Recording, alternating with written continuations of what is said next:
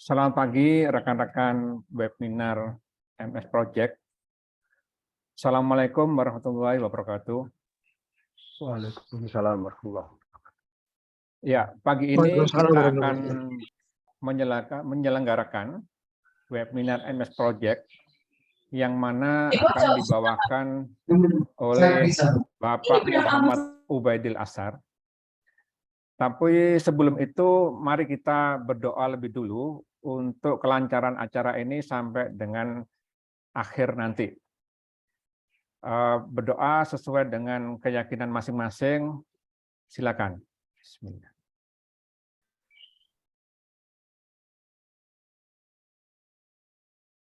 Oke, cukup. Untuk memulai acara ini, kita akan mendengarkan lebih dulu, yaitu dari pihak penyelenggara, dari PT Zalkor Pratama. Mohon kepada Bapak Pimpinan Zalkor Pratama, Bapak Saiful Abidin, untuk memberikan pengantarnya lebih dulu. Silakan, Pak.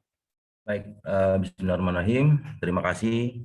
Assalamualaikum warahmatullahi wabarakatuh. Selamat pagi. Pertama-tama saya mewakili dari PT Zalkor Pratama memberikan sambutan bahwa kami sangat bangga ternyata dari pesertanya sangat antusias. Jadi ada 5 clue yang mungkin bisa kami sampaikan sebagai penyelenggara. Yang pertama, kita semua tahu bahwa sertifikasi adalah merupakan kompetensi pekerja untuk mengikuti persyaratan lelang.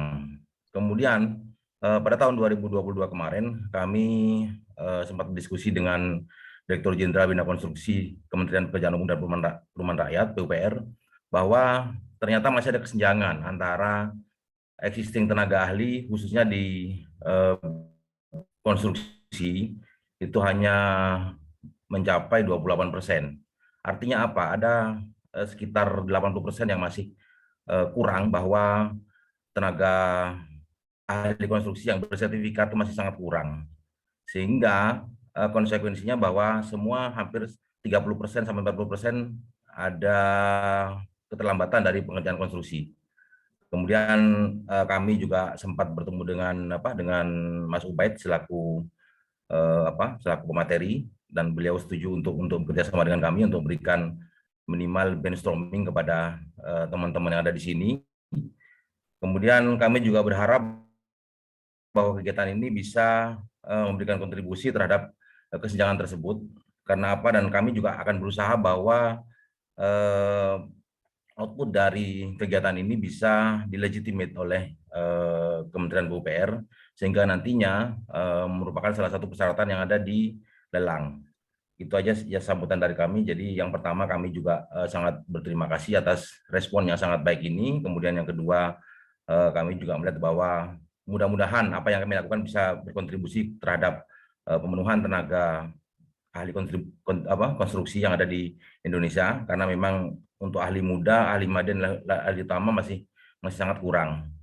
Kemudian yang ketiga, kami akan berusaha sekuat mungkin agar bisa memperoleh legitimasi dari Kementerian PUPR. Itu aja mungkin Pak Her. Untuk teknisnya saya kembalikan kepada Pak Hertanto selaku moderator dan Bapak Muhammad Ubaidil Ashar selaku materi. Terima kasih. Wassalamualaikum warahmatullahi wabarakatuh. Waalaikumsalam warahmatullahi wabarakatuh. Terima kasih Pak Saiful. Saya kira tidak perlu berpanjang lebar, saya akan menampilkan atau membacakan lebih dulu kurikulum vitae dari Pak Ubaidil Ashar. Saya share screen lebih dulu. Ya.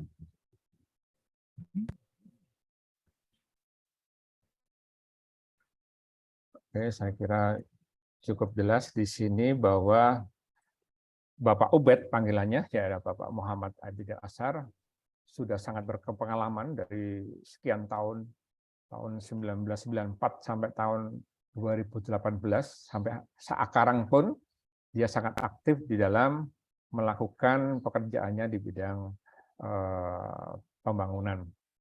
Oleh karena itu, dia memulai karirnya dari divisi teknik di struktural engineer, terus dilanjutkan dengan riset, dilanjutkan dengan proyek-proyek yang dia lakukan, baik itu di bidang pendidikan maupun di lapangan, sampai akhirnya dia tahun 2016 sampai dengan 2017 menangani sebuah proyek apartemen Kaspain di Surabaya, Construction Manager, dan dilanjutkan dengan proyek Universitas Syah Kuala Banda Aceh sebagai Site Operation Manager.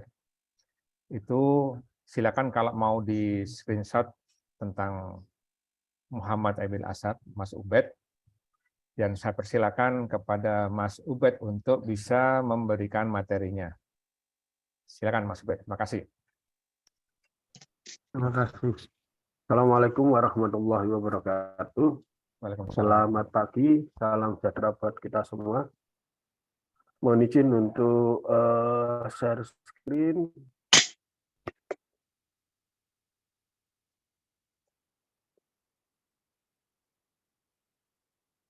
Sudah nampak ya, Pak? Nampak Pak. Oke, mohon izin saya mulai dulu. Jadi, bismillahirrahmanirrahim. Kali ini, alhamdulillah semua ini kalau saya lihat yang daftar dan di grup itu dari Sabang sampai Merauke, ya, dari Aceh sampai ke Papua ini daftarnya, dan berbagai macam profesi, ada yang mahasiswa, ada yang konsultan, ada owner, ada dari PUPR, datang dari kontraktor, juga ada beberapa baik yang BUMN maupun yang swasta. Oke, kali ini mohon izin kita paparkan, saya mau memaparkan tentang pengendalian jadwal proyek dengan MS Project. Jadi kita yang lama di proyek ini ada berbagai permasalahan yang mungkin dan hampir saja terjadi. Hampir 80% ini saya ambil dari manajemen proyek Indonesia.com. 80% proyek itu mengalami keterlambatan. Jadi kenapa terlambat? Ada beberapa hal yang menjadi faktor penyebabnya. Di antaranya adalah pengendalian waktu yang tidak tepat. Kemudian proyek tidak benar-benar melakukan tracking atau update dengan software penjadwalan dengan alat yang tepat sehingga risiko terlambatan tidak terdeteksi sejak awal. 3 teratas dari survei itu kita ke yang poin ketiga, mana adalah poor planning. Jadi ini adalah perencanaan yang sangat buruk. Jadi dalam segi manajemen proyek itu, kalau ini sistem manajemen proyek yang lama ya, project time management ada 3 unsur ya. Menurut Abran Hussein, penerapan ilmu pengetahuan keahlian, keterampilan cara teknis untuk mengerjakan proyek ini akan mendapatkan hasil yang optimal dengan 3 penunjang: biaya, mutu, waktu, serta keselamatan kerja.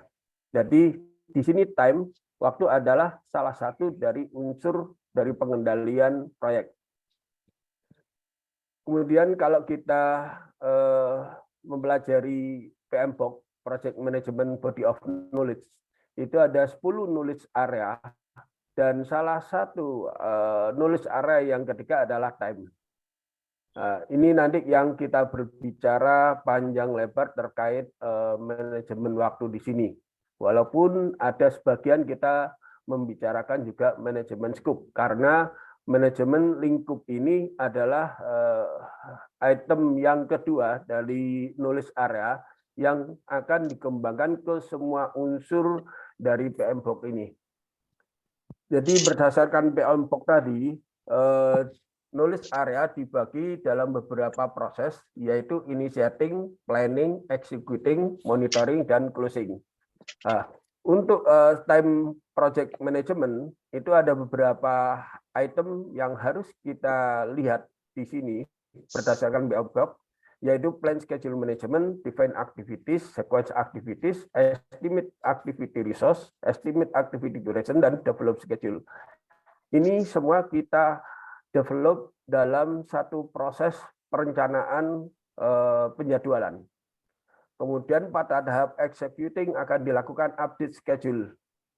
Ini yang mutlak kita lakukan. Bila schedule tanpa di-tracking, tanpa di-update, maka schedule ini hanya hiasan atau hanya perencanaan atau baseline saja.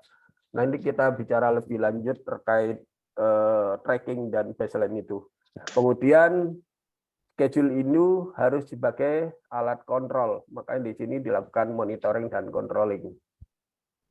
Kita kembali belajar ke sejarah tentang penjadwalan. Jadi awal pertama penjadwalan ini diperkenalkan oleh Henry Lawrence Jones pada tahun 1917. Itu yang kita kenal dengan nama Gantt chart atau kita nyebutnya bar chart. Ini 1917. Kurva S juga dimulai pada setelah Gantt chart ini. Dengan konsep Gantt chart dikembangkan menjadi kurva S. Kemudian pada tahun 1957 diperkenalkan program Evaluation and Review Technique oleh Navy Special Project Office. Nah, CPM baru ditemukan oleh DuPont Company pada tahun 1958.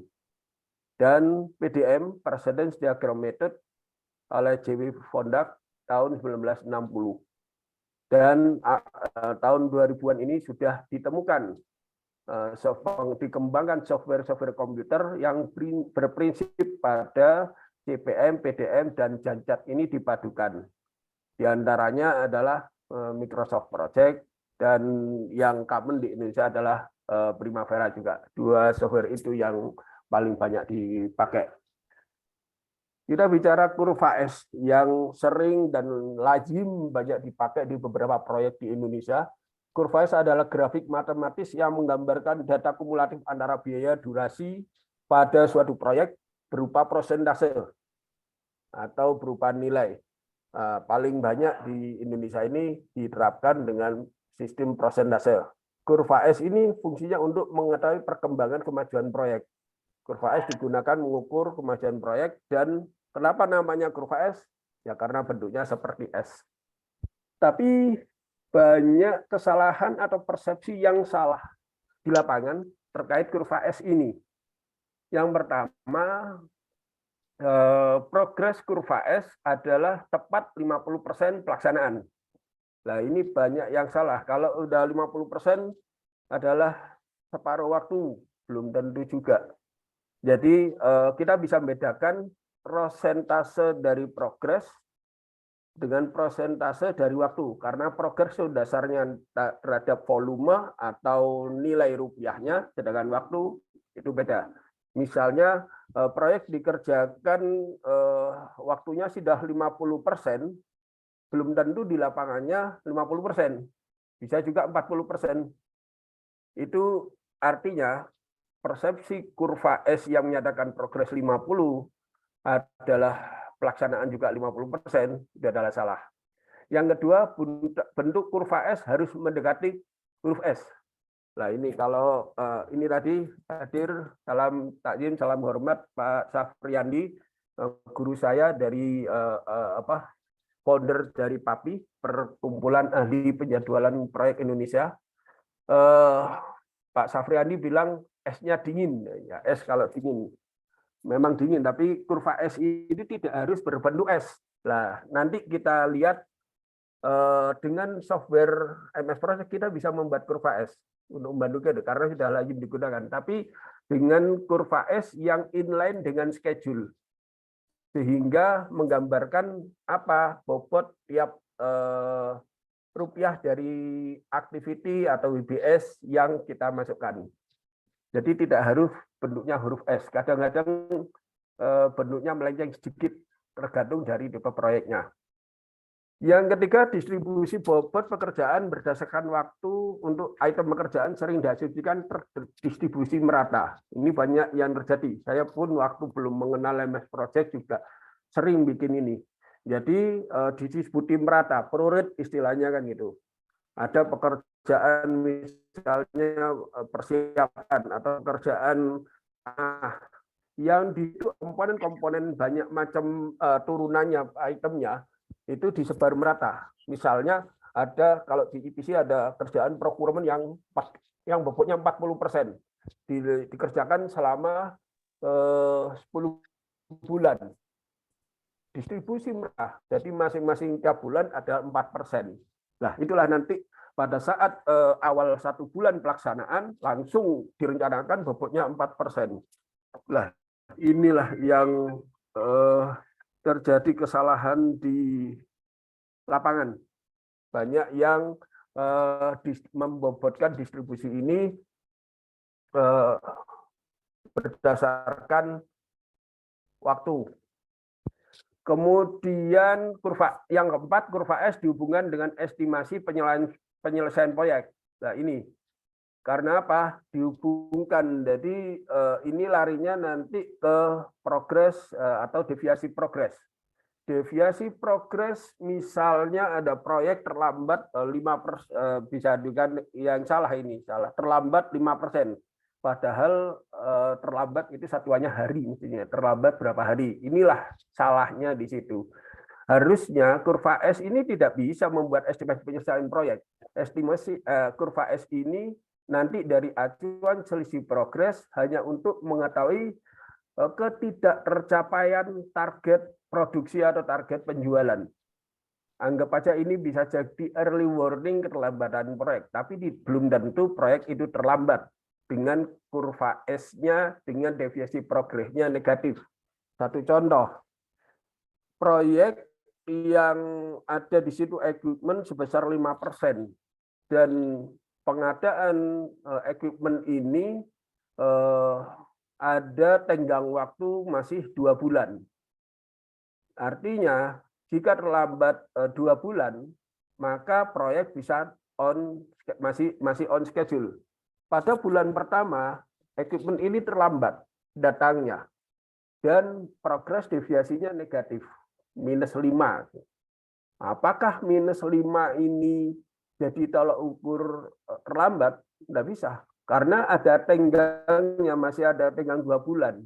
Jadi proyek masih bisa on schedule.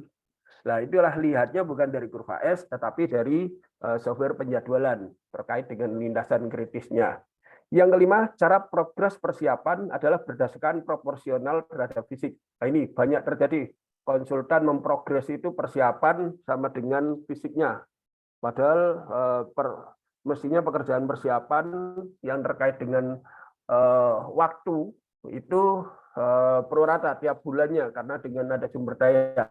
Kerjaan persiapan juga ada yang dikerjakan duluan, misalnya set preparation, set prep, set installation, itu kerjaan di depan, sehingga mestinya diprogres sesuai apa yang ada di lapangan itu, bukan berdasarkan kurva S proporsional terhadap fisik. Artinya kalau fisiknya 10%, padahal di lapangan direksinya sudah jadi dan nilainya lebih dari 10%, dia tetap konsultannya tetap mengakui hanya 10%. Itulah acuan yang salah. Kemudian cara menilai progres realisasi berbeda dengan asumsi atau cara mendistribusi masing-masing di kurva S. Ini sering terjadi karena dibuat prorata tadi, akhirnya distribusi pekerjaan tidak sesuai dengan progresnya. Misalnya dibuat prorata di situ, padahal misalnya ada di kerjaan procurement, barang pendatangan equipment misalnya 2 bulan, pada waktu 1 bulan barang masih di perjalanan, barang ini belum dapat progres. Tetapi di kurva S, kalau bentuk kurva S, ini ada progresnya, itu kan sudah berbeda. Kemudian percepatan dilakukan dengan mempercepat item pekerjaan yang memiliki bobot besar. Jadi bobot besar dipercepat. Asal dapat bobot besar aja, tetapi kalau bobot besar tapi tidak mempengaruhi atau tidak mempengaruhi lintasan kritisnya, ya percuma, sama saja. Jadi biasanya progres deviasi minus, tim lapangan karena dikejar progres yang sudah direncanakan di kurva S, maka akan mencari-cari pekerjaan yang lain yang bisa dikerjakan. Kemudian kita lanjut ke tahapan dari scheduling, dari penjadwalan. Itu adalah suatu siklus yang selalu berputar terus tidak berhenti. Jadi kalau schedule cuma bikinnya di awal aja, udah kemudian ditempel, tidak dikendalikan, tidak berulang berputar terus, maka schedule itu juga percuma.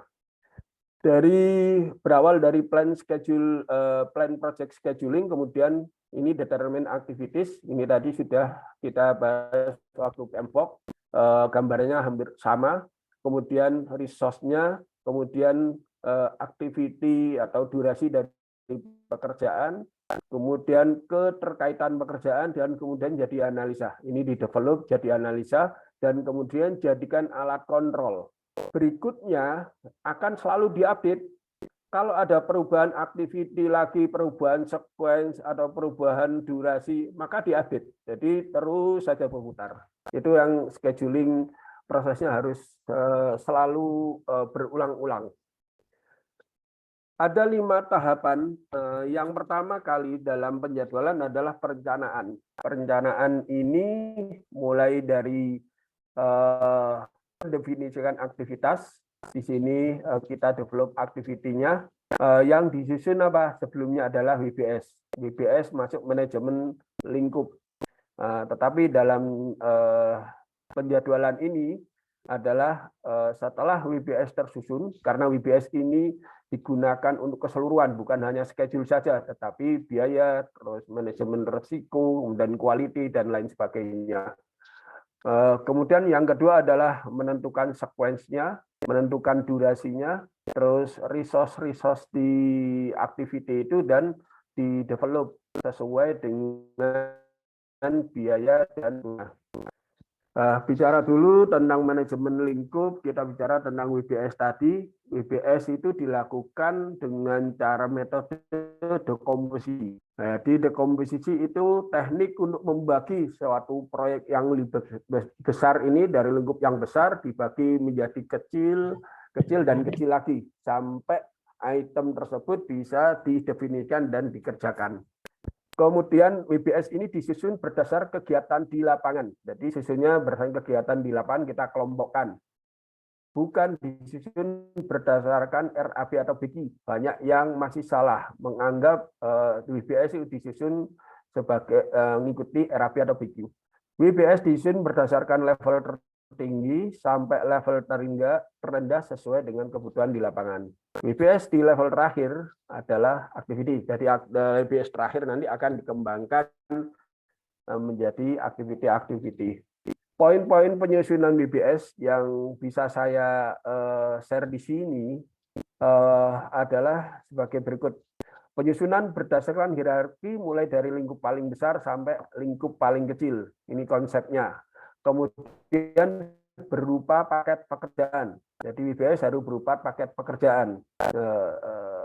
Nanti turunannya adalah activity.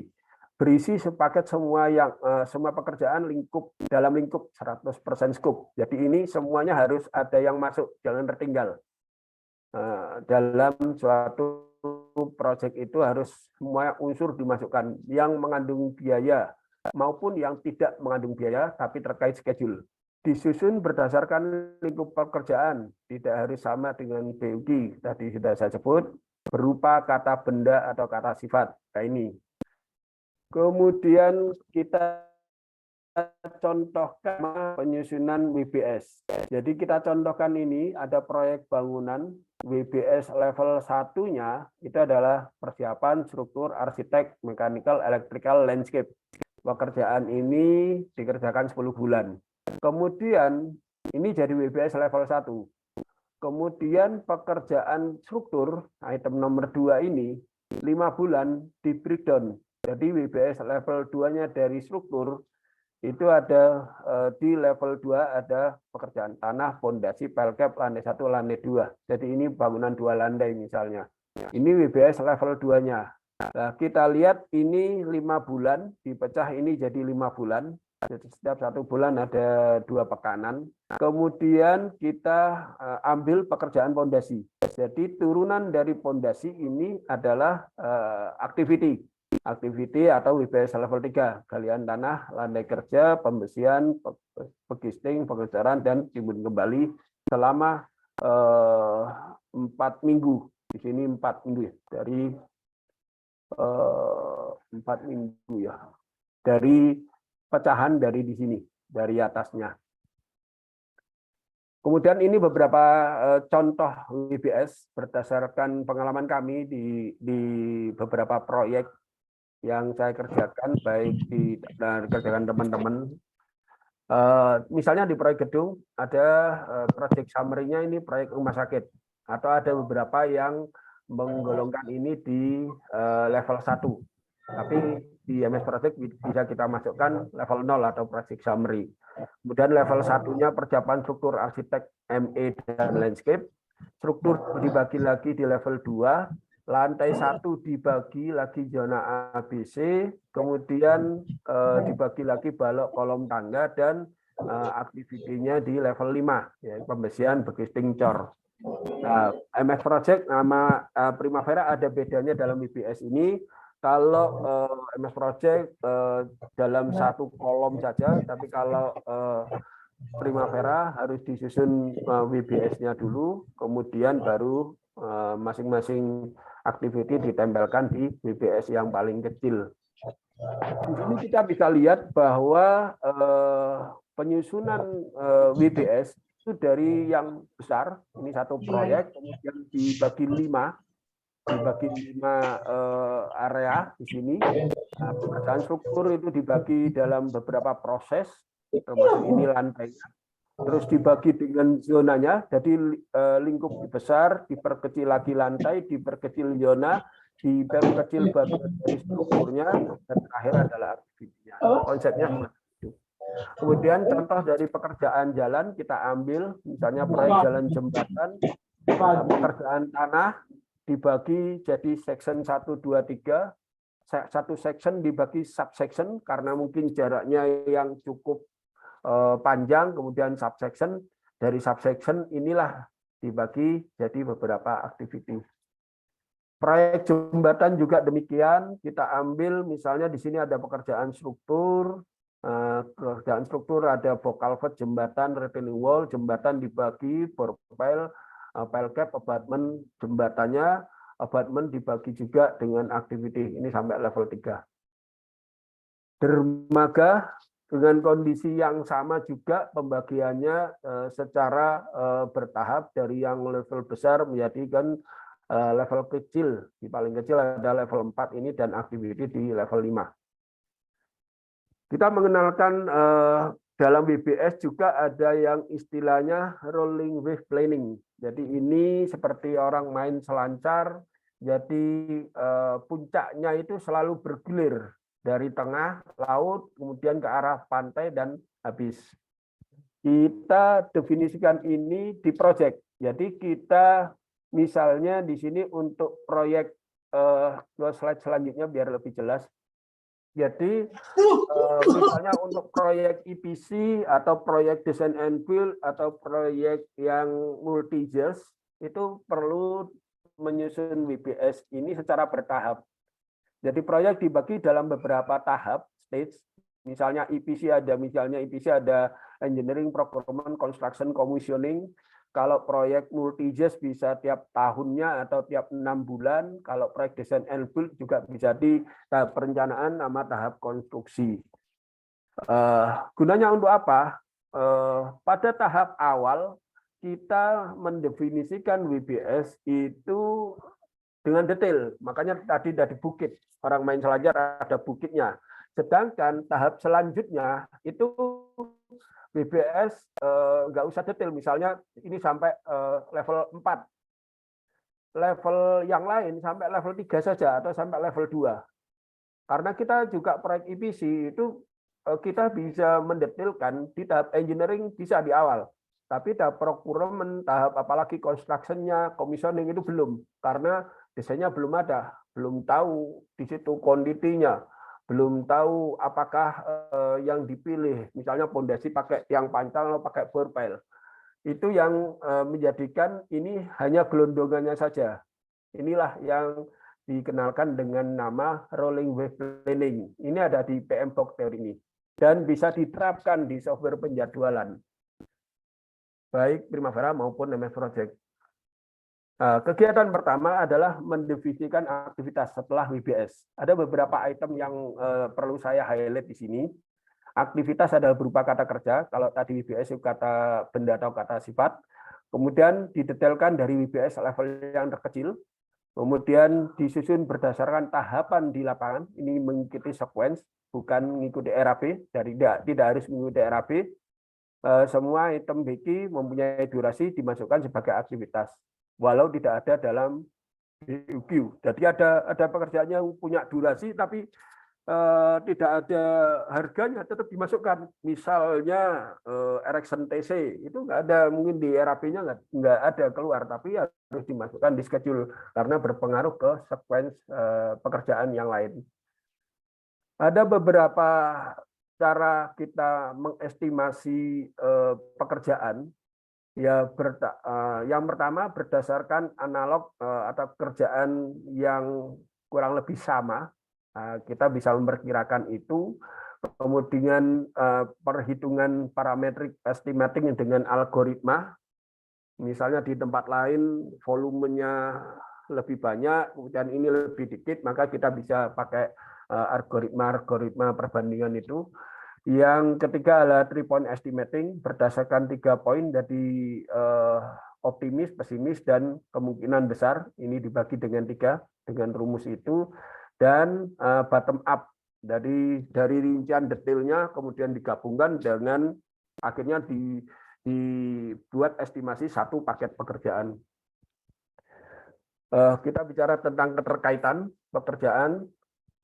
Berdasarkan PDM ini, Precedence Diagramming Method, ada 4 ketergantungan. Nanti kita terapkan di software penjadwalan juga.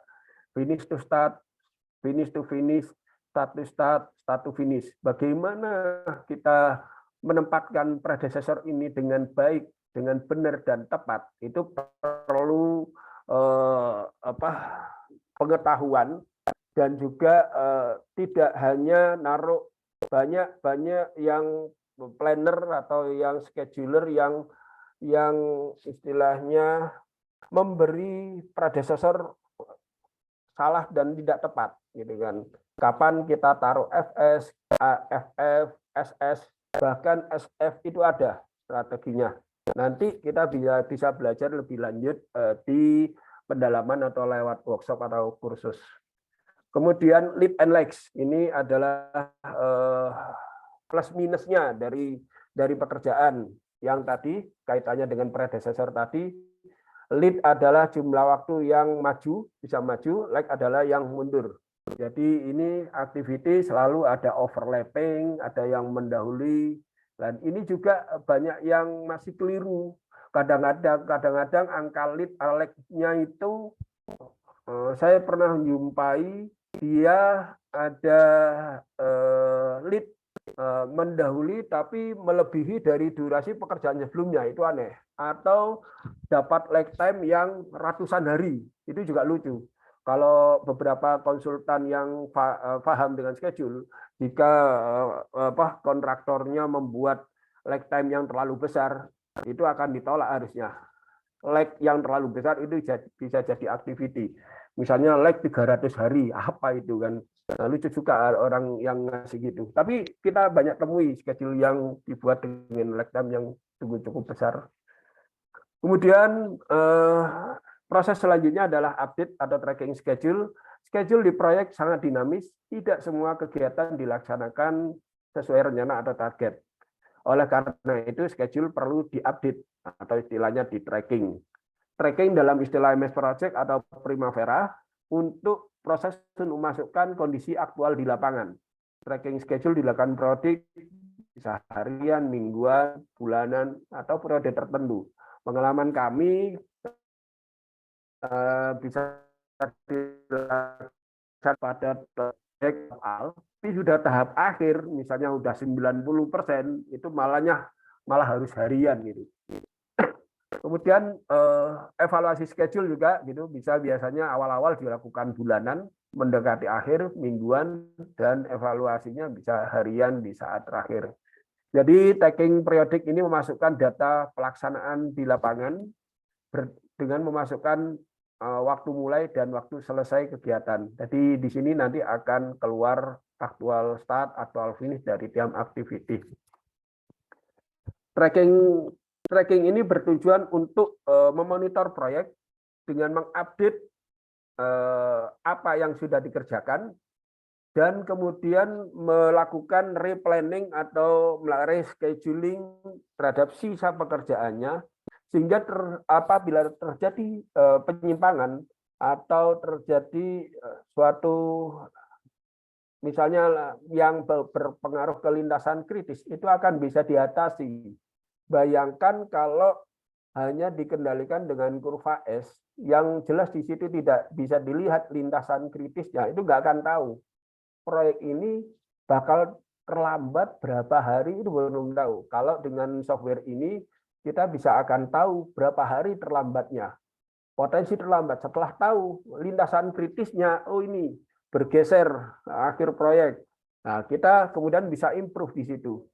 Apa yang bisa kita percepat sehingga di sini program monitoring serta evaluasi secara dan action plan dari keterlambatan schedule itu bisa diketahui sejak dini dan bisa kita rumuskan dengan tim proyek action plan-nya atau tindakan yang harus dilakukan supaya proyek nggak terlambat.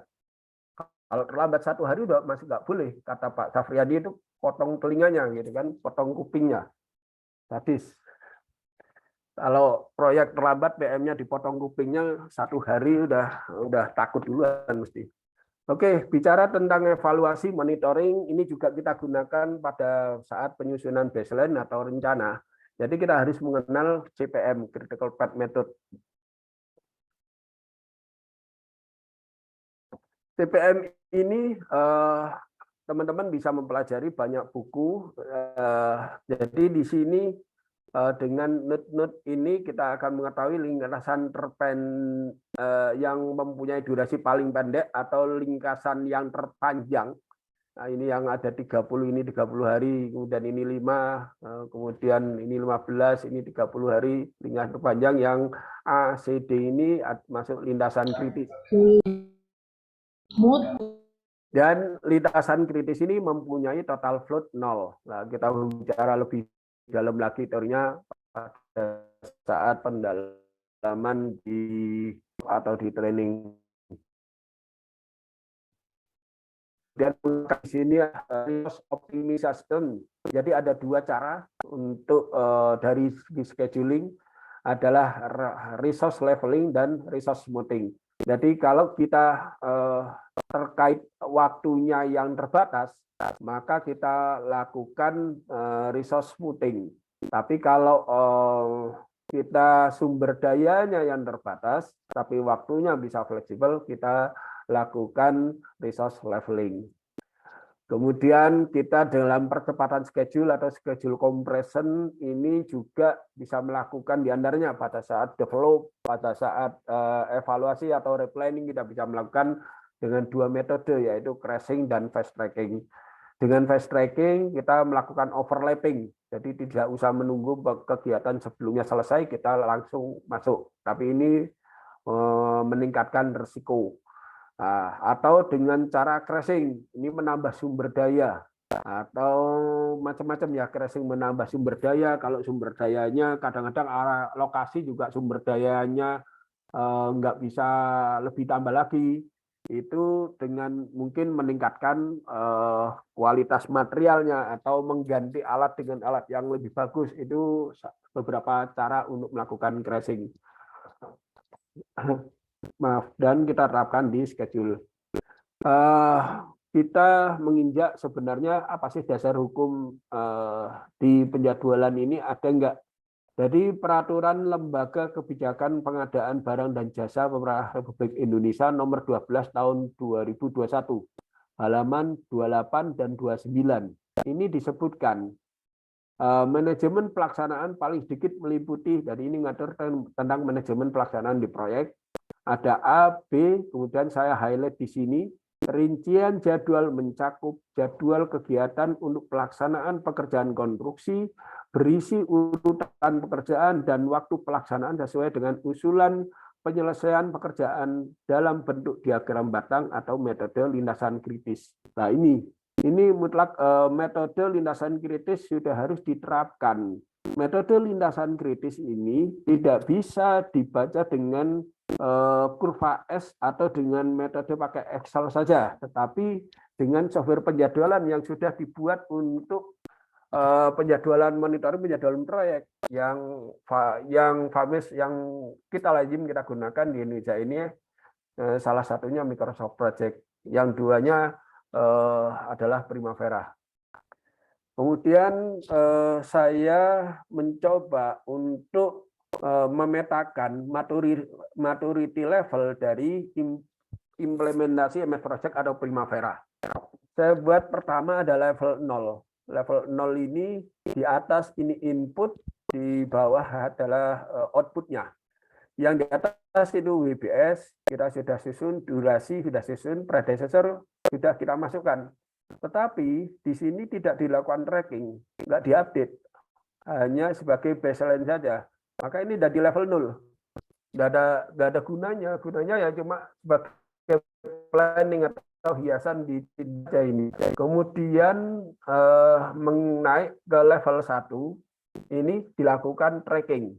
Walaupun tanpa cost, itu masuk di level 1. Di sini kita bisa evaluasi lintasan kritis, ada finish variance, tahu berapa terlambatnya, bisa diintegrasi dengan BIM untuk sequencing, dan kita bisa membuat schedule material. Kemudian menginjak ke level 2, sama dengan level 1, tapi di sini ada unsur cost dimasukkan. Unsur cost-nya masih RAB. Ini nambah dari yang ada di outputnya di level 1. Kita bisa membuat kurva S, kita membuat proyeksi penjualan atau target produksi, kita bisa hasil tracking keluar progress report, dan bisa schedule manpower. Level ketiga sama dengan level 2, cuma di sini masukkan RAP sekalian. Di sini ada bisa keluar IVM dan bisa diintegrasikan dengan IRP atau SAP dengan sisi biayanya, dan bisa diintegrasikan dengan yang lain. BIM 5D kalau nggak salah juga bisa. Jadi maturity level ini menentukan tingkat kompetensi dari planner atau scheduler. Kalau scheduler ini hanya membuat schedule ataupun cost-nya sudah dimasukkan di sini tapi tidak di tracking, ya masuk level 0. Nah, kalau mau minimal di level 1. Nah, kita nanti ngadakan workshop atau pelatihan atau training, kita minimal sampai level 2-nya. Jadi kalau bisa saya intisarikan, level 1 ini untuk mahasiswa, untuk yang belajar, level 2 ini untuk owner atau konsultan pengawas, itu perlu RAP biar tahu progresnya juga. Nah, kontraktor karena ada RAP ini kontraktor harus sampai level 3. Ini beberapa contoh implementasi dengan MS Project. Jadi di sini kita masukkan WBS. Contoh WBS di beberapa proyek gedung seperti ini. Jadi saya kotak merah misalnya, ini ada proyek rumah sakit, kemudian ini di level 0 atau project summary-nya, level 1-nya persiapan, kemudian struktur, arsitek, mechanical, electrical, kemudian di level 2-nya adalah pekerjaan tanah, PLCAP, ini WBS, per lantai. Demikian juga arsiteknya per lantai juga, sama seperti sekuennya struktur, walaupun RAB-nya kadang-kadang nggak per lantai, kadang-kadang dinding dulu, baru kemudian lantai 1, 2, 3 kita temui semacam itu, ya kita rubah. Di sini sesuai sekuen dari mulai WBS yang lebih tinggi, dibuat WBS lebih kecil, barulah tiap lantai nanti ada pekerjaan dinding, lantai, plafon, dan sebagainya. Kemudian infrastruktur. Infrastruktur ini seperti contoh di sini kita bagi juga WBS-nya untuk pekerjaan infrastruktur. Mulai dari ini ada dermaga ya, milestone 1, ada beberapa milestone, kemudian dibagi lagi persiapan, timbunan, dan WBS di bawahnya. Ini yang di pekerjaan infrastruktur. Proyek EPC, bagi lagi beda lagi WBS-nya. Mulai dari di sini engineering, ada procurement, ada construction dibagi lagi nanti per areanya, dan terakhir commissioning dan berikutnya. Kemudian kita penerapan di MS Project itu ada untuk activity jadi satu dengan WBS. Jadi setelah WBS yang terakhir, misalnya ini ada kerjaan arsitek lantai 1, di level 2, level 3-nya pekerjaan dinding, maka diikuti activity di pekerjaan dinding. Kemudian pekerjaan lantai, beberapa activity di pekerjaan lantai. Plafon juga demikian. Pintu jendela ini banyak yang salah ini. Misalnya teman-teman RAB-nya ada pintu aluminium tipe A1, A2, A3, nggak usah. Langsung aja di sini pasang pintu aluminium, tipe-tipe masuk di resource. Jadi itu dari komponen resource, karena pemasangan sekuensnya pintu itu dilakukan satu lantai, jadi satu paket, satu kegiatan. Jadi itu aktivitas aja pemasangan pintu. Kemudian di sini juga saya diajarkan di PAPI juga bagaimana kita membuat tabel RAB di MS Project. Kita bisa menambahkan kolom satuan, volume, harga satuan di sini. Sehingga RAB dimasukkan, nanti ada jumlah harganya, seperti tabel di Excel. Ini juga bisa dirumus, perkalian antara volume, harga satuan, ada jumlahnya. Untuk apa? Gunanya kita membuat tabel RAB itu mempercepat kita memasukkan harga waktu ngisi resource. Kemudian kita juga memasukkan volumenya pada saat di kolom untuk cost-nya nanti akan lebih cepat dengan bantuan tabel RAB ini. Jadi kalau input secara manual, input satu-satu, kita lebih lama. Yang kedua, kita bisa ngecekkan jumlah harga ini dengan jumlah cost-nya nanti. Nah, kita pelajari lebih lanjut lewat kursus. Kemudian ini kita masukkan harga satuan dari masing-masing resource yang ada di RAB, masing-masing material yang ada di RAB kita masukkan di sini. Ada cara cepatnya pakai filter, itu input resource gitu cepatnya, tidak lama. Banyak orang stres gara-gara masukkan resource yang terlalu banyak, apalagi satu proyek gedung atau proyek EPC yang cukup banyak resource-nya, ini makan waktu lama. Tapi kita dengan kursus, dengan teori, dalam pendalaman di training, kita bisa melakukan ini dengan cepat. Kemudian kita masukkan RAB-nya. Nah, ini juga resource name. Ada teknik juga digabungkan Excel, bisa input resource name ini sehingga menjadi unsur cost, total cost-nya dengan cara cepat. Kalau input pembesian ini satu-satu, diinput dengan kode nama resource, kemudian volumenya diinput satu-satu, jelas pekerjaan ini bisa seminggu nggak selesai-selesai. Tetapi lewat training, lewat dengan yang diajarkan PAPI, dengan MS Project ala Safriyadi katanya kan, itu menginput nanti lewat UBET Insight juga kita bisa menginput ini dengan cepat. Kemudian proses selanjutnya kita baseline. Jadi baseline ini maka dari yang kita masukkan, misalnya start sama finish, ini akan keluar baseline start, baseline finish. Nah, ini jadi baseline, jadi target awal. Nah, nanti pada saat addendum bisa dijadikan baseline. Baseline itu ada, kalau nggak salah ada 10. Jadi sampai addendum ke 10, MS Project masih bisa nyimpen. Kemudian ada baseline cost-nya. Pada waktu awal, maka cost sama baseline cost ini sama. Dan di grafiknya bisa kita atur 2 baris ini. Yang warna abu-abu itu baseline, yang warna biru adalah update schedule-nya. Jadi pada saat tracking nanti akan bergeser, kita tahu, oh baseline-nya di sana lebih maju atau mundur. Kemudian setelah di baseline itu kita akan tahu, jadi activity kemudian dikumpulkan kumulatif ke WBS, akan tahu nilai rupiah dari pekerjaan itu per bulan yang jadikan proyeksi penjualan atau target produksi ke depan sampai Desember, misalnya ini 19,8 M, akan tahu dengan menggunakan fitur-fitur yang di MS Project. Kita juga bisa masukkan bobot kontrak kita di dalam kolom dari MS Project ini.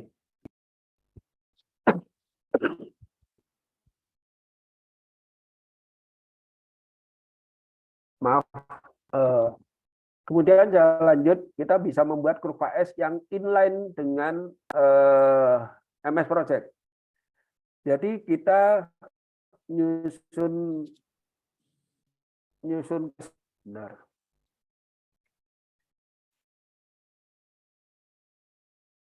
Jadi kita nyusun kurva S ini S-nya lihat aja ini. S-nya nggak mulus-mulus amat. Artinya dari tiap activity kemudian dikumulatifkan ke WBS. WBS ini bisa ditampilkan sesuai apa yang keinginan kita. Mau ditampilkan di level 3 atau level 2 saja atau level 1, silakan sesuai nanti apa yang kesepakatan dengan konsultan, mau ditampilkan apa. Tapi bobotnya ini diterjemahkan dari aktiviti-aktiviti yang ada di pekerjaan itu, di WBS itu, kemudian dikumulatif, pindah ke Excel, Excel dibagi nilai kontraknya dan akhirnya ada di bobot. Kemudian pakai hanya permainan warna dan kemudian kumulatif dari progresnya akan ketemu kurva S-nya. Ini bisa kita tambahkan juga realisasinya nanti di bawah. Kita ada 2 grafik di sini, tinggal kita main di Excel saja. Jadi kita inline-kan kurva S ini dengan data dari MS Project. Nanti bisa didalamkan lewat kursus yang lebih lanjut. Jadi tidak lewat dengan webinar ini, karena hanya penjelasan awal saja. Kemudian kita bisa membuat schedule material, barangkali owner atau kita sendiri tim procurement atau logika ingin menjadwalkan kapan misalnya pembersihan itu berapa kilogram, berapa ton, terus bulan September berapa, Oktober, November, Desember, itu bisa keluar dari MS Project ini. Kemudian setelah itu semua kita bisa lakukan tracking. Dengan tracking ini kita harus menentukan tanggal evaluasinya atau status date-nya. Kemudian di sini akan keluar aktual start atau aktual finish. Kalau aktual finish masih NA berarti belum selesai. Kalau sudah selesai 100% akan keluar tanggalnya. Dan secara grafik ini bisa kita lihat yang sebelumnya warna biru menjadi warna putih. Ada di garis status date ini. Inilah schedule. Kalau schedule-nya mundur, maka dia akan bergeser ini. Kalau schedule-nya misalnya ini di depan bisa maju, maka dia akan ketarik dan pekerjaan yang terkait akan ketarik itu semua. Jadi kalau schedule nggak pernah di tracking, ada yang lucu, saya pernah temui schedule yang garis putihnya ini trackingannya ngacak, ada yang di kiri, ada di kanan status date, ada di kiri status date, dan itu trackingan yang salah. Jadi harus belajar lagi tadi di PAPI atau di Ubed Insight atau lewat ya. Kemudian di progress report kita bisa membuat progress report dari hasil tracking tadi keluar ini. Seperti di Excel juga ada progress sampai dengan periode yang lalu, sampai periode saat ini, sampai progress rencana, deviasinya berapa, dan status jadwalnya kita bisa keluarkan di MS Project ini langsung, dan ini bisa jadi report ke konsultan macam ini. Kemudian kita bisa keluarkan item-item yang jadi lintasan kritis dan kita evaluasi. Dari di sini finishnya itu nggak boleh terlambat. Terlambat Kalau nanti bergeser, ya kita evaluasi mana yang bisa dilakukan crashing atau dilakukan fast tracking dari sisa pekerjaannya. Inilah gunanya dengan software penjadwalan yang tepat, kita bisa melakukan updating atau rescheduling terhadap sisanya.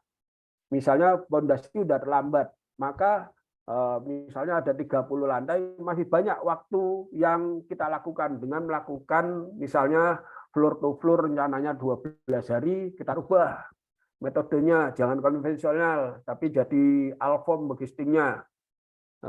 Maka bisa cepat itu, alform bisa 7 hari floor to floor. Misalnya demikian. Kemudian dengan software ini kita bisa tahu juga finish variance. Jadi di sini kita harus monitor terus ini pada waktu tracking ini. Finish variannya bergeser apa enggak. Jangan sampai ini terlambat. Keterlambatan proyek diketahui dari finish varian ini. Apabila terlambat dan kita masih bisa mereschedule ulang atau mereplanning sisa pekerjaannya, lah, maka kita bisa tampilkan, kita bisa sampaikan, kalau kontraktor bisa menjelaskan, Pak, kita masih bisa on schedule dengan action plan ini. Kita bisa menjelaskan semacam itu. Kemudian kita juga bisa membuat schedule untuk evaluasi atau target. Misalnya kita buat schedule 2 bulanan atau 4 minggu ke depan. Kita bisa tampilkan semacam ini. Kita evaluasi, kita buat per activity yang keluar, kita bisa filter. Di sini kita keluarkan item yang perlunya. Karena itemnya cukup banyak, jadi kita bisa filter, bisa di incomplete task atau pada interval tertentu kita bisa keluarkan juga dengan fitur-fitur yang ada di MS Project. MS Project juga bisa kita kaitkan dengan BIM 4D, di sequencing di sini dan di variance dari baseline start, baseline finish, kemudian aktual start, aktual finishnya ini kita bisa mengintegrasikan sehingga sequencing dan variance bisa kita dapatkan dengan data BIM diimport dari data MS Project. Beberapa kita sudah terapkan dan teman-teman BIM bisa import datanya dari MS Project. Nanti yang saya kotain ini yang akan diimport. Kemudian jika kita sudah berlanjut bisa masukkan RAP di sini, maka kita bisa mengeluarkan mengevaluasi pakai EVA, on value analysis atau on value method EVM. Maka di sini akan keluar per activity, demikian juga di WBS-nya sampai di total project-nya akan keluar BCWS, BCWP, ACWP, schedule variance, cost variance, SPI, CPI keluar semua di sini angka-angkanya. Ada beberapa perusahaan, mungkin ada beberapa teman yang menerapkan EVM tetapi bukan dari software penjadwalan. Mereka hanya dari summary yang dari Excel mengkaitkan progres rencana, progres realisasi dengan aktual cost-nya digabung seakan-akan itu EVM. Dan EVM ini jadi early warning saja. Misalnya ada schedule performance index kurang dari 1, itu dinyatakan proyek terlambat. Padahal bukan seharusnya proyek itu terlambat. Nah, proyek terlambat bisa dilihat dari lintasan kritisnya. Jadi hanya sebagai parameter. Kalau per activity, misalnya SPI dari pekerjaan pondasi minus, kurang dari 1, itu terlambat di pondasinya. Tapi belum tentu di seluruh proyek terlambat juga, tergantung dari lintasan kritisnya. Kita bisa belajar lebih lanjut di pendalaman terkait dengan RAP yang dimasukkan dengan EVM. Sebelum menutup ini, saya ambil tagline dari Benjamin Franklin, "If you fail to plan, you are planning to fail." Kiranya cukup. Terima kasih. Saya kembalikan ke moderator.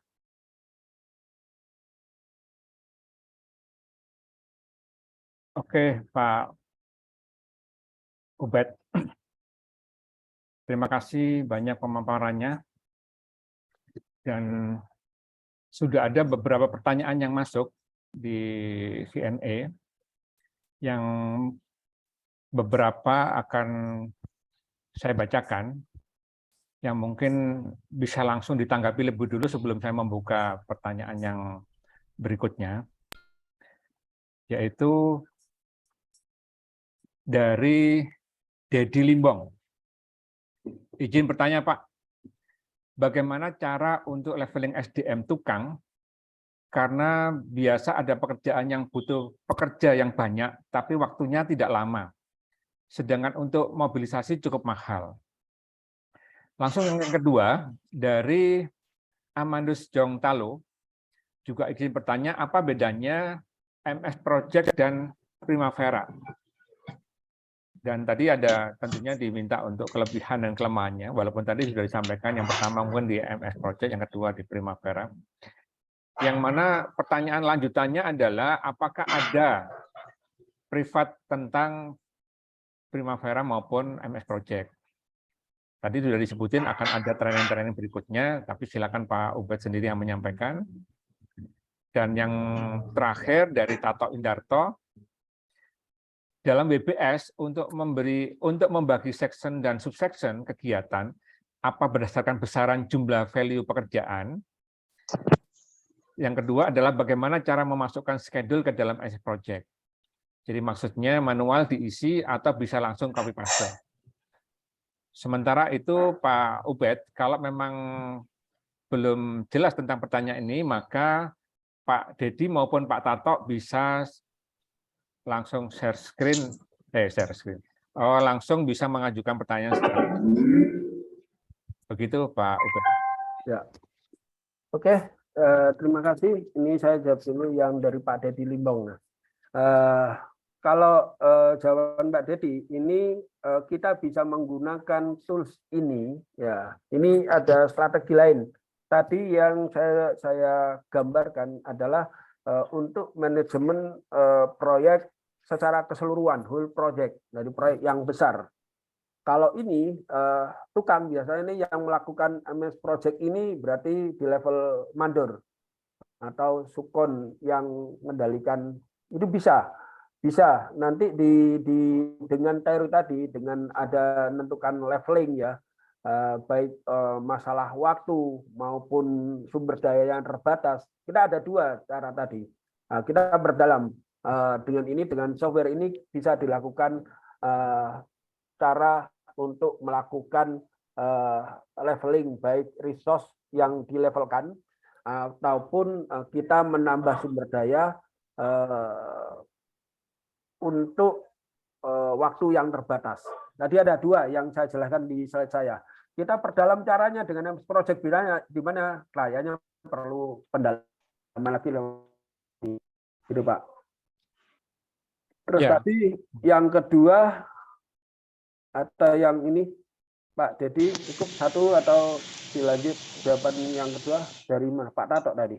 Ya Pak Tato Indarto tentang kalau tidak baca di question tak bacakan. Saya baca ini Pak. Oke, silakan. Jadi section subsection jumlah pekerjaan membagi mungkin ini harus dijelaskan orangnya langsung apa. Ini yang dimaksud membagi section dan subsection ini apa. Bagaimana cara masukkan schedule ke dalam MS Project? Ya harus dimasukkan di input tadi. Harus mulai WBS-nya, kemudian nyusun activity-nya, setelah di schedule yang dibuat, schedule itu di predecessor. Jadi kita masukkan durasinya, tiap item pekerjaan, kita masukkan predecessor.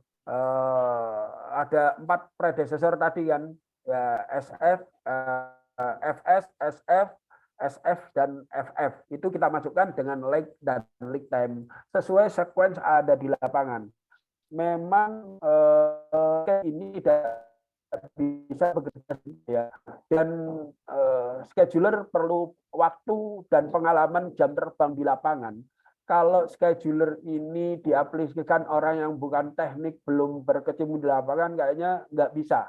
Kecuali dia bisa ngelit ya, menampung dari masing-masing stakeholder di proyek, mulai dari engineering, ada logistik, ada construction atau lapangan, dikumpulkan, dimintain rapat, nah itu baru bisa. Jadi evaluasi software ini adalah untuk project management. Jadi di dalam evaluasi juga ada teknis, ada tesnya. Mungkin Pak Tato perlu menjelaskan pertanyaan yang pertama. Oke, barangkali Pak Tato bisa on cam dan bisa langsung disampaikan ke narasumber, Pak Tato Indarto.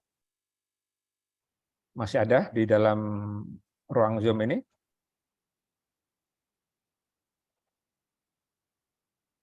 Oh, ini terkait WBS ya? Oh, WBS. Oke, mungkin saya coba kalau orangnya nggak mau tampil, Pak Tato nggak mau tampil. Jadi WBS ini ada dua cara.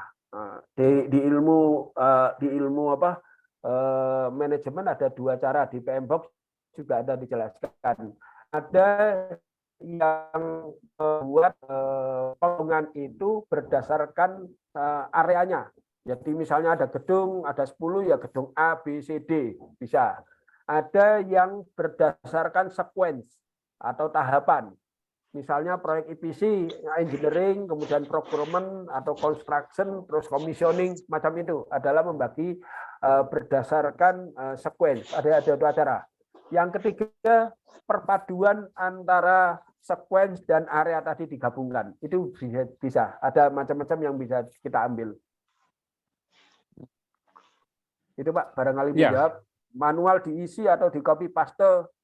Kalau di copy paste bisa juga dari Excel ke MS Project bisa. Di input manual juga bisa. Cara input di MS Project-nya. Oke, Pak Ubed, penjelasannya Pak Toto sebenarnya masih ada aktif di Zoom ini, cuman mungkin belum mau tampil seperti tadi dikatakan.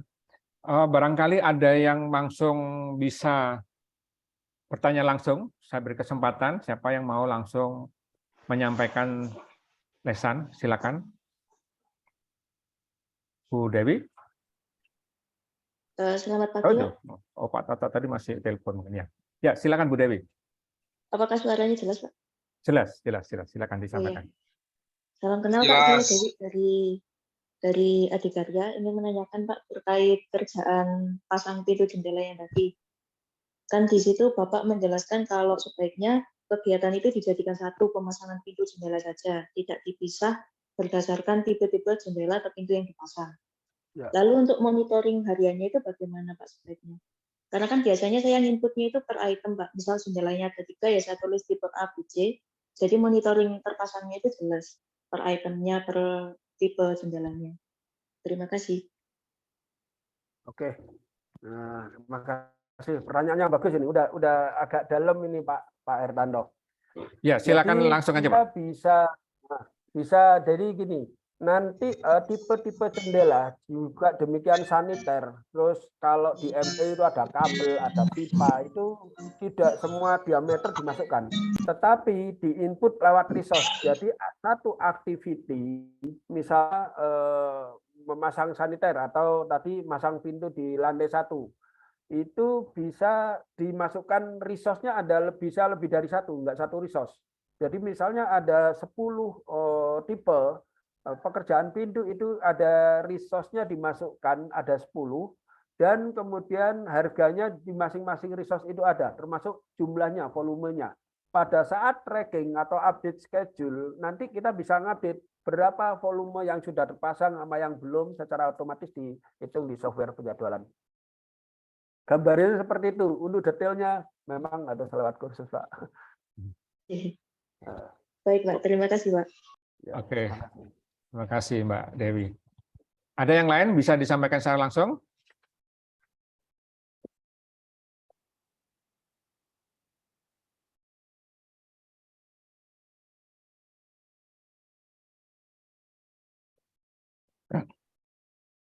Enggak ada.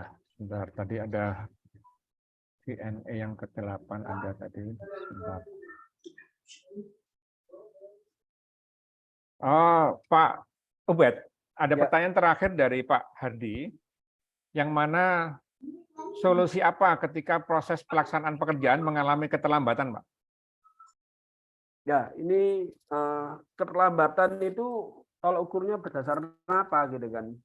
Dan banyak parameter yang di lapangan yang kadang salah menilai keterlambatan. Jadi ada orang bilang deviasi minus lebih 5 itu terlambat. Padahal proyek baru di awal, 10% atau 30% itu belum tentu. Makanya mungkin Pak Ardi bisa menjelaskan patokan keterlambatan waktu melihat apa, dari mana, gitu kan? Apa dari feeling, oh lihat lapangan, oh ini terlambat. Jadi untuk action plan-nya itu beda-beda. Kalau kita cek dulu di software penjadwalan, kalau benar-benar lewat software penjadwalan ini finish variannya lebih atau melebihi baseline, maka yang bisa kita lakukan pertama adalah melakukan replanning supaya baseline-nya, supaya deadline-nya tidak bergeser, milestone-nya tidak bergeser. Yang dipegang adalah milestone. Jadi keterlambatan itu dilihat dari jika lintasan kritisnya bergeser, lintasan kritis ini menggeser milestone dari yang ditetapkan. Ada proyek yang punya hanya satu milestone. Ada beberapa proyek yang ada 3 atau bahkan lebih milestone. Proyek EPC bisa 4 milestone bahkan lebih. Dari tiap tahap itu ada milestone-nya. Itu nggak boleh terlambat. Dan berlaku, jika terlambat keseluruhan berlaku denda.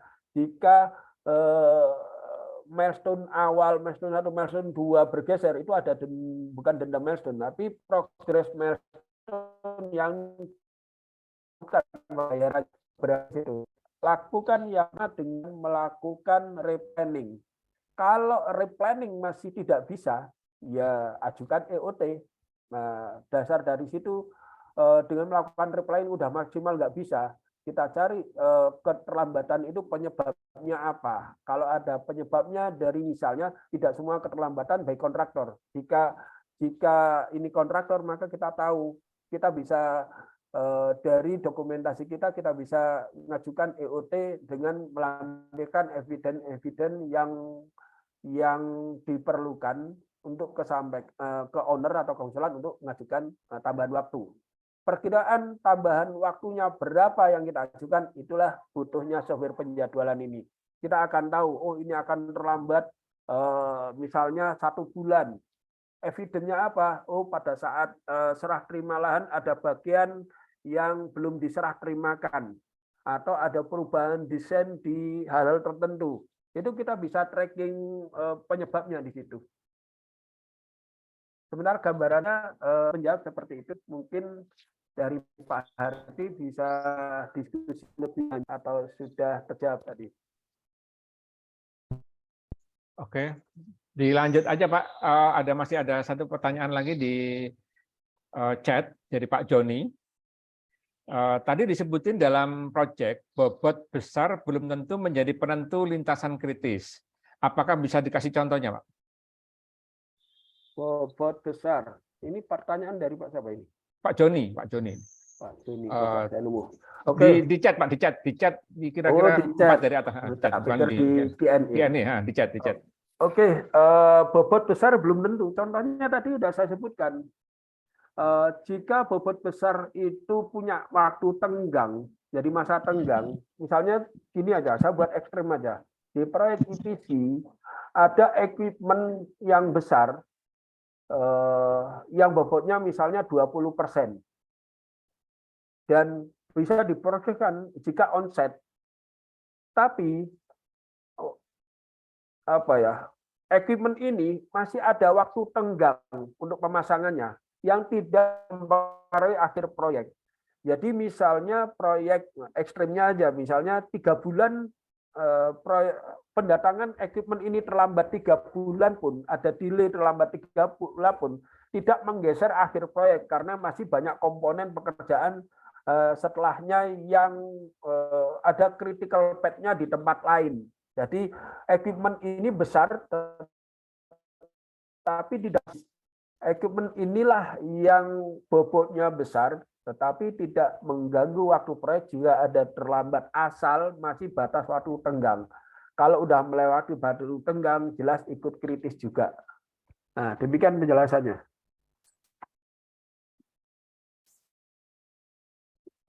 Terima kasih Pak Ubed. Waktunya masih cukup dan di Q&A masih pertanyaannya bertambah lagi Pak. Tolong dibaca setelah Pak Arti tadi ada Pak Hafid Afandi. Apakah bisa dilakukan reschedule setelah melihat lintasan kritis? Kalau bisa, persentase keterlambatan berapa persen Pak? Dari Pak Hafiz Afandi. Hafiz Afandi, apakah reschedule setelah lintasan kritis? Bisa. Reschedule bisa. Jadi pada saat tracking itu bisa selalu dilakukan reschedule. Reschedule dalam artian kita membuat replanning jika milestone-nya bergeser. Jadi tadi saya nggak jelaskan milestone. Nanti akan kita tahu milestone itu adalah target yang tidak boleh bergeser, yang sudah diterapkan sesuai kontrak atau ditetapkan owner. Kalau ternyata bergeser, kita lakukan rescheduling. Rescheduling itu mengubah durasi pekerjaan serta predesesornya. Misalnya pekerjaan yang semula 12 hari, kita percepat 10 hari. Dengan alasan tertentu, misalnya dengan nambah sumber dayanya, atau menambah mandornya di situ, atau membuat jam di lembur, itu bisa mempersingkat waktu, atau dibuat pekerjaan fast tracking, atau artinya pekerjaan satu berikutnya tidak menunggu pekerjaan yang lain, selesai. Jadi misalnya ada pekerjaan plesteran. Plesteran itu biasanya kalau normal nunggu pasangan dindingnya selesai. Enggak, misalnya kita bisa lakukan overlapping sebelum pekerjaan dinding selesai 3 hari kita sudah bisa jalan. Semacam itu. Kalau item-item itu diruntut semua dan akhirnya endingnya milestone-nya sudah tidak bergeser, maka kita aman di sini. Kalau persentase terlambat berapa persen, itu bukan tolak ukur. Kalau persentase itu hanya ketidaktercapaian penjualan atau ketidaktercapaian produksi seperti yang saya sampaikan tadi. Jadi keterlambatan proyek tidak bisa dilihat dari deviasi progresnya, tetapi lihatlah lintasan kritisnya. Itu Pak. Oke Pak. Itu tadi ada pertanyaan di bawahnya bersama, mudah-mudahan dia hanya menanyakan faktor pembeda replanning dan reschedule. Sama saya kira, jadi saya lanjutkan ke yang di chat ada dari Pak Ari Purwanto. Ini hanya menyampaikan kalau pada suatu proyek ada pekerjaan tambah kurang atau addendum, bagaimana memasukkan di MS Project dan bagaimana mengendalikannya Pak? Jadi di MS Project kalau ada addendum kita bisa mengupdate datanya, data misalnya ada kerjaan nambah, itu ya volume sesuai awal tadi yang kita masukkan terhadap volume sisanya saja, atau pekerjaan itu belum ya tinggal ngubah. Jika ada tambahan item, ya tambahan item itu berarti itemnya tinggal nambahkan, di insert activity itemnya ditambah, atau ada pekerjaan kurang dengan mengurangi volumenya sama dengan kerja plus minus tadi ya, dikurangan aja volumenya. Jadi volume yang bisa dikurangkan yang belum dikerjakan saja, yang belum diprogres.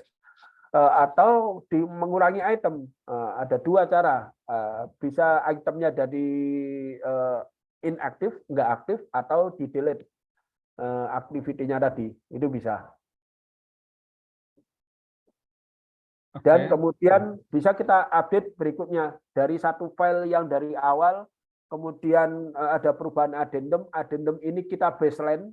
Kalau addendum 1 ya namanya nanti baseline 1, trackingnya berlanjut terus dengan file yang sama tadi. Kita bisa nyimpen tiap evidence, jadi evidence tiap minggu kita tracking, kita simpen satu file. Nanti file-file yang lama bisa dihapus atau disimpan, dan tiap ada addendum jadi baseline lagi kita simpan juga jadi baseline yang baru dengan nama baseline yang beda. Ada 10 baseline yang bisa ditambahkan di MS Project.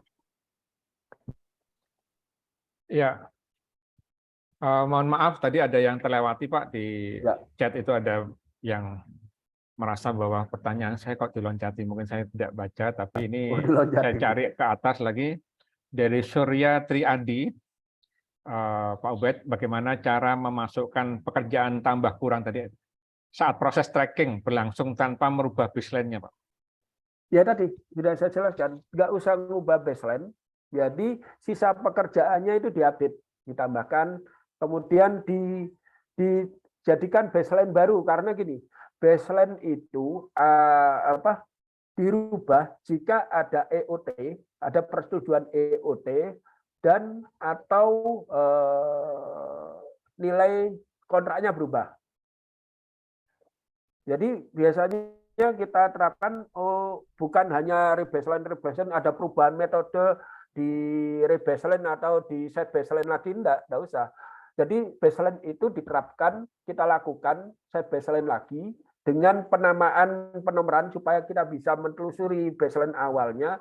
Dari baseline 1, baseline 2, kita sesuaikan addendum. Kalau addendumnya 1, maka namanya baseline 1. Kalau addendum 2, baseline 2. Begitu seterusnya sampai 10. Dan kita bisa melakukan tracking dengan file yang sama tadi. Oke, terima kasih Pak Ubed. Ya. Masih saya lanjutkan lagi Pak, di bawahnya ada lagi dari Adi Kurniawan, ya walaupun direct message. Izin bertanya, untuk predecessor, saya lihat di PPTT tadi tidak semua item pekerjaan ada predecessor dan lebih banyak menggunakan SS dan FF.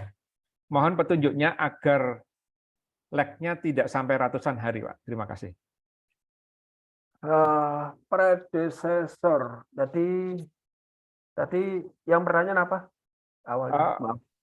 Ya, untuk predecessor, saya lihat di PTT tadi tidak semua item pekerjaan ada predecessor dan lebih banyak menggunakan SS dan FF. Oh, gitu. Mohon petunjuknya agar lag-nya tidak sampai ratusan hari. Oke, ini ada 3 pertanyaan berarti. Jadi yang pertama tadi predecesornya banyak ada yang tidak pakai predecessor ya. Ya, tidak semua item. Hampir semua item activity ada predecesornya.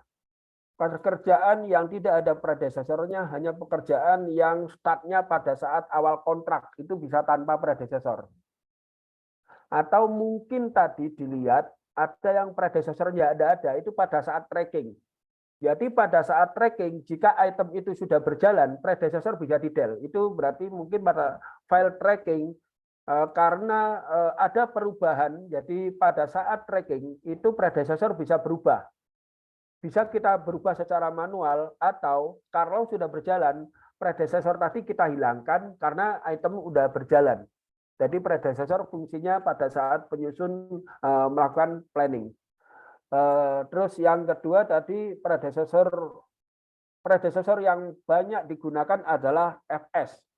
Saya banyak menggunakan FS dan FF. Ya.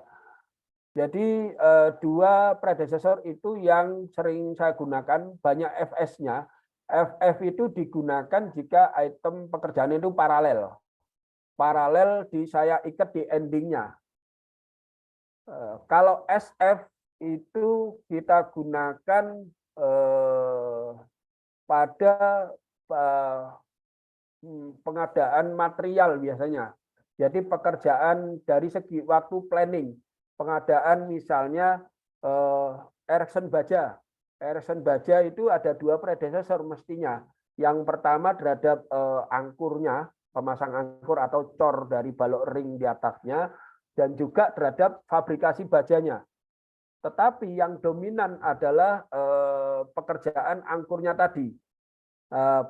Untuk atau pengecoran, untuk fabrikasinya saya tempelkan dulu pakai SF di situ pada waktu baseline, pada waktu perencanaan.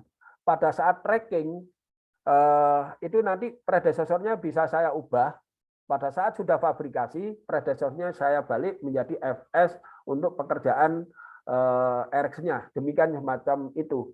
SF kalau predecessor start to start SS itu hanya pada pekerjaan yang mulainya bareng, tapi endingnya tidak bisa selesai kapan saja, tidak tergantung. Banyak kita masukkan untuk pekerjaan persiapan, misalnya pekerjaan pagar sama direksi kit. Tetapi dihindari pekerjaan di lapangan yang ada sequence-nya, itu pakai SS. Itu penjelasan yang kedua, cara strategi. Beberapa ini sudah tak bocorkan ini. Harusnya di kursus ini. Yang ketiga tadi apa ya? Lupa, banyak 3 pertanyaan. Yang terakhir apa, Pak? Sebenarnya itu satu pertanyaan tadi, Pak. Tapi 3 pertanyaan itu, Pak. Satu yang Iya. menjadi 3. Beda-beda. Jadi tak ulangi lagi, Pak ya. Jadi untuk predesesor, saya lihat di PTT tadi tidak semua item pekerjaan ada predesesor. Ya, Dan lebih sudah saya banyak jawab. menggunakan SS dan FF. Sudah saya jawab. Yang terakhir? Ya itu tadi, Pak. Lebih banyak menggunakan SS. Jadi, minta petunjuknya aja. Jadi supaya tidak sampai ratusan hari, Pak. Oh, ya, Lag-nya tidak sampai ratusan hari. Itu pertanyaan yang ketiga, Pak. Ya, lag-nya tidak sampai ratusan hari. Lag time ini jangan sampai besar karena nggak logis. Lag time itu misalnya gini, oh pekerjaannya sebelumnya misalnya ada alasannya. Misalnya ada bongkar begisting nunggu 7 hari, ya FS plus 7. Lah kalau sampai ratusan hari, itu kalau menurut saya schedulernya boleh bisa dibilang ngawur. Karena apa? Apa yang 300 hari itu apa? Kalau 300 ini jadi activity, jadikan activity itu. Misalnya 300 hari ini perubahan desain. Nah, bisa jadi activity. Activity durasinya 300 hari. Macam itu. Jadi lag time yang terlalu besar, jadikan activity saja. Itu, Pak. Iya. Karena memang nggak interaktif, mereka nggak mau muncul, mereka hanya bertanya di chat, sehingga saya nggak bisa. Nggak apa, itu satu pertanyaan tapi 3. Tiga halnya. Ada 3 hal yang beda. Ini masih ada lagi, Pak, lanjutannya. Dari bawah, dari Yufi Makfira. Yufi Makfira ini, apa mau ngomong langsung, Yufi Makfira? Atau saya bacakan dulu ya, di chat ya. Mohon bertanya, Pak, apakah di MS Project ada fitur yang menampilkan cost, namun berdasarkan termin pembayaran? Contoh forecast pembayaran 20% pekerjaan, 50% pekerjaan. Begitu, Pak. Forecast pembayaran 20%, 50% pekerjaan. Ini yang perlu dijelaskan ini, Pak. Iya. Barangkali Mbak Yufi Makfira bisa on cam? Iya, Pak. Ya, silakan, Mbak. Halo, Pak. Saya Yufi mau bertanya. Itu, Pak, kan tadi di presentasi Bapak sudah ditampilkan ada cost, tapi kan seperti kurva S ya, Pak. Jadi pembagiannya kan berdasarkan durasi ya, Pak. Seperti itu bukan, Pak? Kurva S tadi, memang dari outputnya MS Project dari segi rupiah per bulan atau per minggu, kemudian saya convert menjadi bobot. Itu sudah otomatis bisa keluar dari MS Project-nya ya, Pak, berarti? Angkanya sudah bisa keluar dari MS Project, cuma karena MS Project nggak bisa keluar angka bobot, maka harus saya keluarkan rupiahnya. Rupiah saya copy paste ke Excel, dari Excel itu kemudian saya bentuk grafik. Oh, bukan otomatis bentuk kurvanya dari Microsoft Project-nya berarti ya, Pak? Di MS Project bisa keluar kurvanya, tetapi dalam rupiah, bukan bobot. Oh iya, baik Pak. Kemudian untuk yang membuat dari bobot perlu dipindah ke Excel. Oh iya, baik Pak. Kemudian yang ingin saya tanyakan itu, apakah ketahuan ya Pak, misal seperti kurva S kan ada bobot persen, misalkan 20% dari pekerjaan, biasanya kan waktunya bayar termin gitu Pak.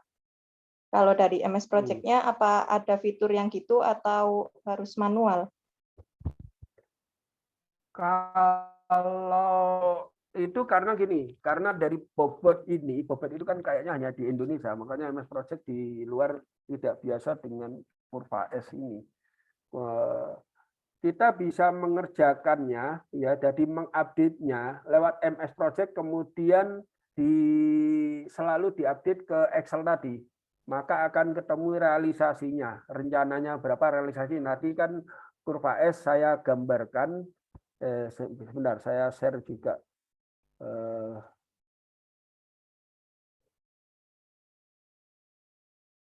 Kelihatan ya Pak?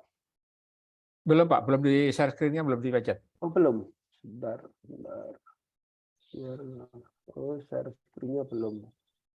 Ya, oke. Nah ini adalah yang dari apa ya, angka rupiah dari MS Project tadi. Ini contoh ya, Rumah Sakit Bandung. Terus di sini angka-angka value dari MS Project yang keluar dari MS Project. Kemudian saya linkkan ke sebelah. Ini sudah menjadi bobot dengan rumusan yang dibobot. Dan di bawah akan keluar jumlah kumulatifnya. Dan akhirnya bentuk grafiknya. Kita bisa mengupdate realisasinya, ditambah realisasinya di sini. Ini kan rencana. Realisasinya dari MS Project tadi, kita bikin ada 2, kita bisa tambahkan lagi, kita tambahkan di bawahnya nanti realisasi. Nanti akan ketemu grafiknya. Jika rencananya 20%, misalnya 20% di sini ya, di bulan ke-20, 20%, realisasinya berapa? Kalau rasionya 18, berarti kan kita belum bisa nagih, misalnya milestone-nya 20% nggak bisa bayar. Kita bisa lihat dari grafik yang diimport dari MS Project tadi. Realisasi. Dari hasil tracking kita ekspor ke sheet satunya lagi, nanti akan bisa diupdate tiap bulannya, dan nanti akan tahu selisihnya dari sini. Harus dilewatkan di Excel juga, karena ini hanya common di Indonesia. Gitu. Ya, silakan Mbak Yufri. Ya, baik Pak. Terima kasih. Oke. Oke. Saya lanjutkan lagi Pak. Saya kira barangkali Pak Ari Wiratmoko dari Malang bisa langsung bertanya langsung seperti Mbak Yufi tadi, kan lebih enak ya.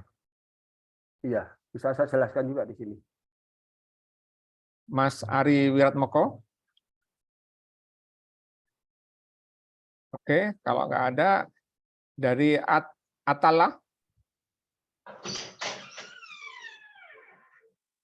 Atala, ada?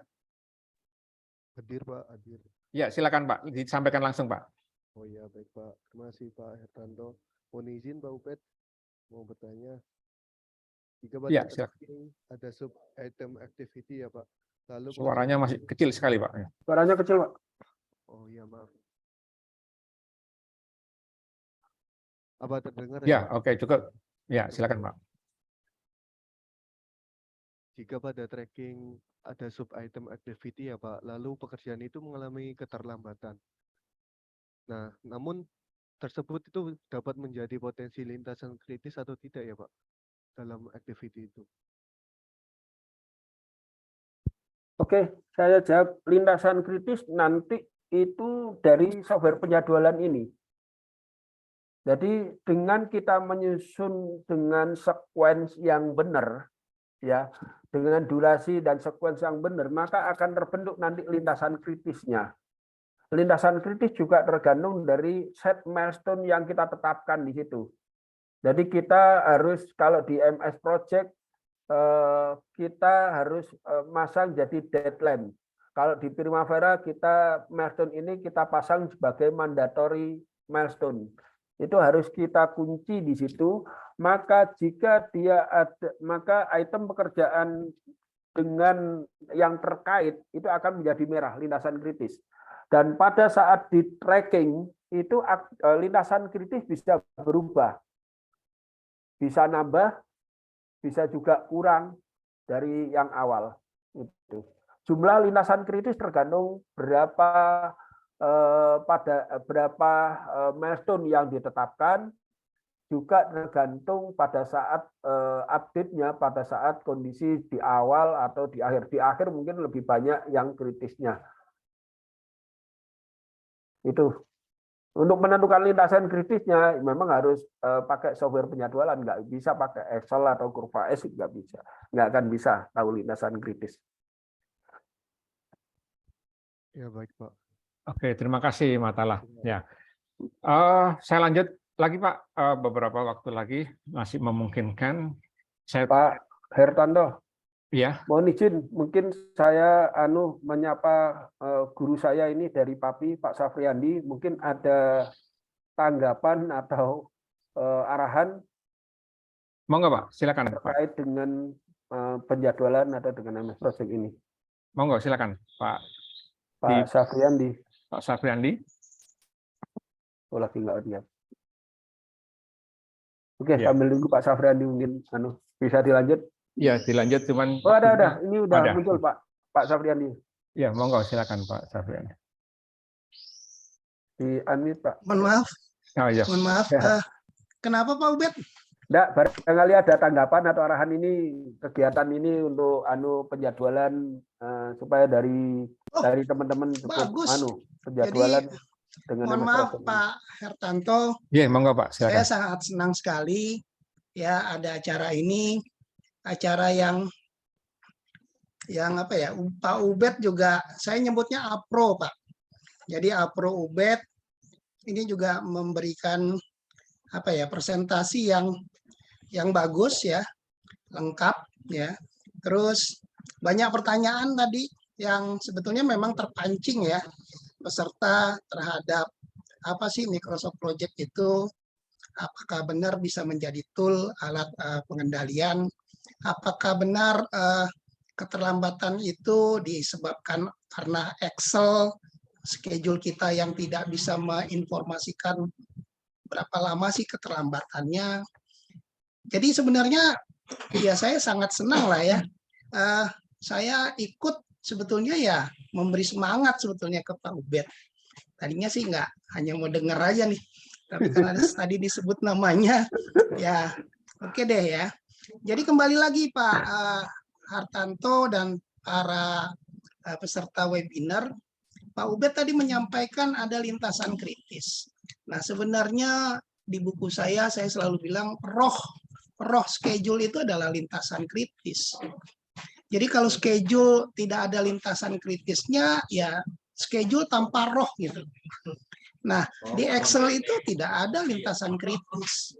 Lalu ditanya tadi, kalau proyek itu terlambat bagaimana? Pak Ubed tadi menjelaskan bahwasanya bobot besar bukan berarti kritis. Tadi Pak Ubed jelaskan kayak gitu. Nah, memang kalau misalnya kita sering dengar proyeknya terlambat, lalu kalau di PAPI kita sering nanya, berapa lama terlambatnya? Lalu mereka akan jawab 3%, 5%. Mereka menjawab dalam bentuk persen. Padahal pertanyaan kita adalah berapa lama? Kalau berapa lama harusnya jawabannya 2-3 hari, 5 bulan, 1 minggu. Artinya durasi, bukan -3, -4 gitu. Nah, sebetulnya tadi Pak Ubed menjelaskan kalau misalnya terlambat di Microsoft Project itu bergerak. Schedule-nya itu bergerak. Milestone-nya tadi Pak Ubed jelasin milestone-nya. Memang mungkin tadi tidak terlalu atau terlalu cepat sehingga tadi tidak terlihat bahwasanya kalau terlambat itu yang bergerak adalah lintasan kritis. Ya. Jadi itu sih sebenarnya. Nah, tanggapan saya ya sangat senang lah Pak Hartanto, Pak Ubed ya, APRO. Ya kami nyebutnya APRO, jadi nggak Ubed ya, APRO Ubed. Jadi lanjutkan dan senang sih kalau bisa dilanjutlah webinar yang begini gitu loh. Itu sih tanggapannya Pak Ubed. Makasih Pak Hartanto, Pak Ubed, yang lain juga. Pak Safriandi. Terima kasih Pak Safriandi dari PAPI.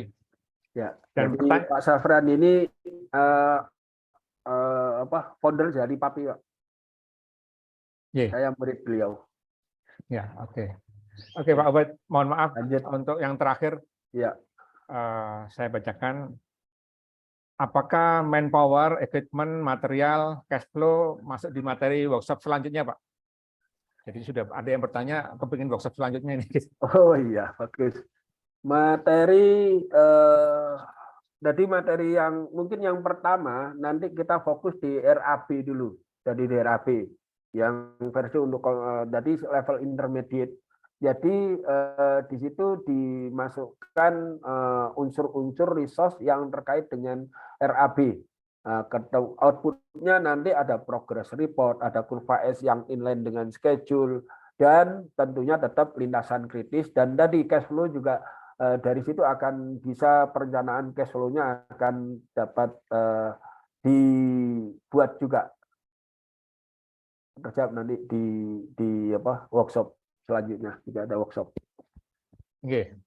Terima kasih Pak Ubed sebagai narasumber acara ini, dan saya kira hampir 2 jam kita sudah memulai acara ini dengan mudah-mudahan mendapatkan kebaikan bersama.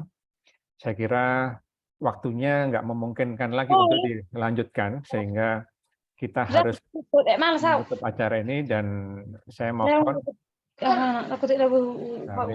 tak mute dulu ya. Saya mohon barangkali ada dari perwakilan panitia, Pak Rifan barangkali ingin bisa menutup doa ini, silakan Pak Rifan.